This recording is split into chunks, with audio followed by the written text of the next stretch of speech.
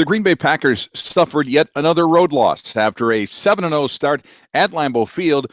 The Packers have now fallen below 500 on the road. They are 3-4 away from Lambeau Field after losing yesterday's game to the Buffalo Bills 21-13. It was a day where the defense did enough to win, but the offense couldn't get anything on track. Aaron Rodgers, he's an MVP candidate, still probably the leader in that category, but he had his worst professional day as a pro with the Green Bay Packers, completing, he threw a personal worst 25 incompletions. He also threw a couple of picks with no touchdown passes. It's only the 9th time in 101 starts that Aaron Rodgers didn't throw a touchdown pass. And it started early. He had receivers dropping balls left and right as well. In fact, the Packers dropped 7 passes. That's more than any team dating back to 2008 in a single game. It started with Andrew Corliss on the first series, and it continued to go on throughout the course of the game. The most alarming drop, or at least the one that could have done the most damage, was from the Packers' own 6-yard line. Aaron Rodgers found Jordy Nelson with one of those deep passes down the right third of the field, and it hit him right in the hands, and he dropped the football. It's one thing you just don't see Jordy Nelson do. Whether it was a concentration thing on the part of the receivers or not, they had a ton of drops and they missed a number of opportunities. Packers started out very well on the ground with Eddie Lacy, but then they went away from it and went to the air.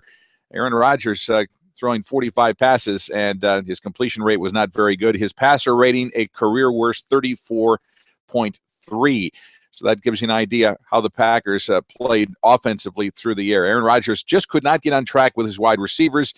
You'll see a number of times they like to throw the back shoulder throw, and it's based off of reads. The quarterback reads something, the receiver reads something. They're all on the same page. Yesterday, they just weren't on the same page. Rodgers was throwing the back shoulder. The receivers weren't picking up on it, and they were just looking like bad incompletions. It looked like a quarterback and a receiver group that hadn't played together before. That's how bad it looked against the Buffalo Bills.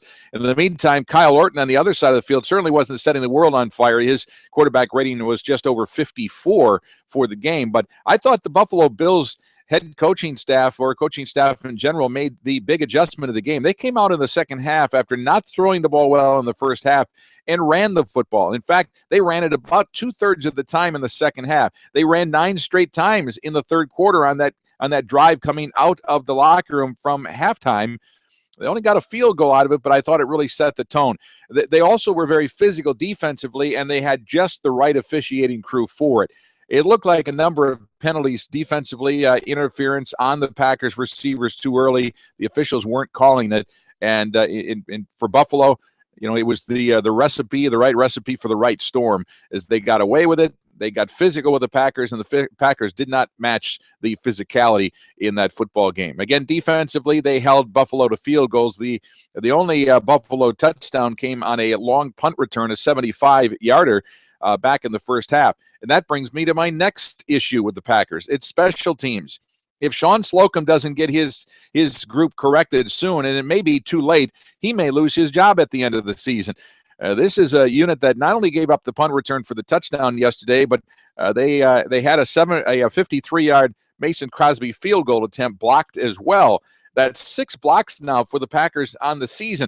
2 field goals, 2 extra points, and 2 blocked punts. That's the kind of stuff that when you get into the playoffs, if you play that kind of football on special teams, you're not going to win big games. Now, the Packers, with the loss, they fell from the 2 seed in the NFC playoff picture to the 6 seed in the NFC playoff picture.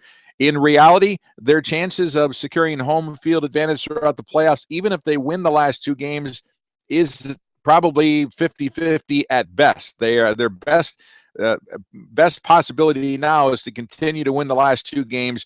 That would overtake the Detroit Lions in the NFC North, and the Packers would be division champs. They would be guaranteed a home game and potentially a first-round bye as well. So that's what the Packers are looking at from a playoff perspective.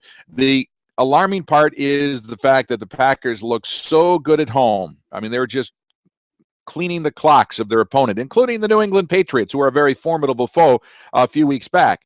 But when they go on the road, they are just another average football team. 3-4 on the road. They need to win at Tampa Bay, a 2-win team right now. They need to win there next Sunday to be able to say they finished at least 500 on the road. I expect them to do that, but yesterday's performance against the Buffalo Bills was not good, and it certainly puts a lot of questions in the mind of Packer Nation. That'll do it. The Packers fall to the Buffalo Bills 21-13. Tampa Bay is up next on Sunday down in Tampa.